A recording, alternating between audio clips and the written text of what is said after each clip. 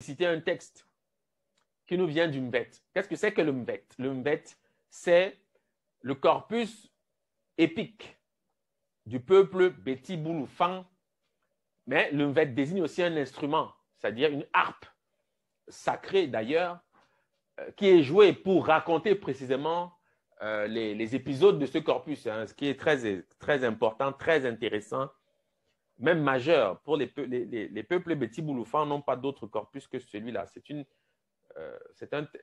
une cosmogonie, en fait, le Mvet. On doit le dire de cette façon. Bon, on aura peut-être l'occasion d'y revenir. Mais je vais simplement citer ici ce texte qui parle donc d'Oyono, qui s'appelle Oyono Ada Ngone. Sachez que ce sont des noms très forts. Ce sont des noms de victoire dans ce contexte-ci. C'est un nom très important. Oyono Ada Ngone. OK? Oyono Ada Ngone vit alors sortant du néant. Parce que le personnage ici, c'est lui qui va instituer le Mvet dans la tradition des Beti Boulou Fang. OK? Mais il va l'instituer à partir d'une vision. Il était dans le coma et on raconte ce qu'il vit dans le coma. Voici ce qu'il vit dans le coma. Il est dans le coma au moment où je suis en train de parler et voici la vision qu'il a eue et qui va produire ce qu'on appelle aujourd'hui le Mvet, qui est le corpus épique. Voilà, je peux le dire de cette façon, des peuples du sud Cameroun, en fait, de l'Afrique centrale, parce que le peuple Fang, c'est un peuple très important en Afrique centrale et qui suffit pour, en fait, comprendre la pensée symbolique des peuples qui vivent dans cette région. Oyono Ada Ngone vit alors sortant du néant un œuf de cuivre avec 4 faces. Quand nous disons œuf de cuivre, nous voulons faire comprendre aux auditeurs Mvet et à nos lecteurs qu'il s'agit d'une petite boule aux couleurs or et cuivre, Congos, de la forme et de la grosseur d'un œuf. Les deux couleurs se repartissaient sur toute la surface de l'œuf, alternativement or et cuivre, 4 fois. Donc or, et cuivre. Tel fut Akingos, l'œuf de cuivre, tel que Oyono Ada Ngone le vit. Il émettait une chaleur insupportable et une lumière d'une intensité aveuglante. Bon. Pourquoi j'ai introduit ce corpus? C'est pour vous montrer les liens que les corpus soudanais entretiennent avec les corpus prétendument bantous, parce que dans le fond, nous sommes tous des Soudanais. Je pense l'avoir souvent rappelé.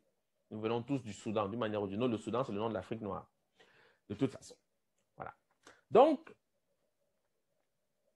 ce texte-ci, c'est un texte de... C'est un naïd, un poète Fang qui s'appelait Tira.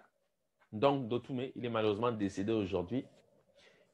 Vous trouverez ce texte dans un livre majeur qui a pour titre « L'homme, la mort et l'immortalité », où il raconte le Mvet.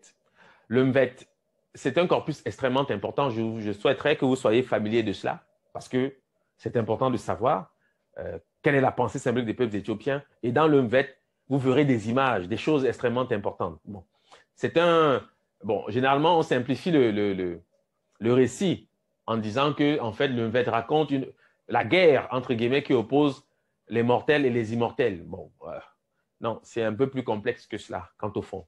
Le Mvet, c'est la religion. Le Mvet, c'est la cosmogonie des peuples Fang. Tout est dedans, il y a tout, absolument tout ce qu'on peut estimer intéressant du point de vue de la pensée symbolique des peuples éthiopiens est dedans, tout. Ah, vraiment, tout. Vous avez la description du monde souterrain, c'est-à-dire ce qu'on appelle, entre guillemets, les enfers. Vous avez tout. Voilà. Donc, le titre, c'est L'homme, la mort et l'immortalité, paru aux éditions Harmattan. Vous pouvez retrouver ce livre aisément. Il est encore très disponible et au moins vous saurez c'est quoi le Mvet. Bon. Donc, le Mvet raconte donc, introduit le texte en parlant d'Akingos. Akingos, c'est l'œuf de cuivre qui est à l'origine du monde. Parce que c'est quand il va exploser qu'il va produire les constellations, etc. Hein, voilà. Donc, c'est l'image du héros culturel. Bon. Et Akingos signifie littéralement l'œuf de cuivre qui avait 4 faces. Quand les Fang disent cela, ils pensent à ça, au ventre des signes, au symbole que les Dogons appellent le ventre des signes, c'est-à-dire l'œuf du monde, l'œuf d'Amma. C'est à ça qu'ils pensent. Et les 4 faces supposées de cet œuf représentent en fait les 4 éléments instruits de cette manière par les Dogons, d'accord, qui sont des jumeaux, d'accord. Le cuivre, parce que le cuivre, c'est le thème de la gémelléité par essence. évidemment, donc de l'albinos, naturellement. D'accord? Donc, je pense que le rapport est clair. J'ai souvent rappelé pourquoi albinos et jumeaux sont liés. Je ne vais pas insister aujourd'hui. Donc, quand on parle des 4 faces d'Akingos, c'est-à-dire l'œuf de cuivre d'Eyo, parce que le demi-œuf s'appelle Eyo. Dans ce corpus, dans le Mvet, il s'appelle Eyo.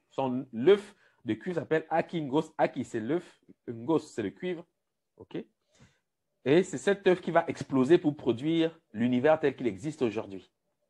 Donc, évidemment, c'est l'image de la particule élémentaire, de la graine, de la goutte, du point. D'accord? Mais qui se décline de cette façon chez les peuples soudanais, notamment chez les Dogons, où on trouve donc une représentation de la chose.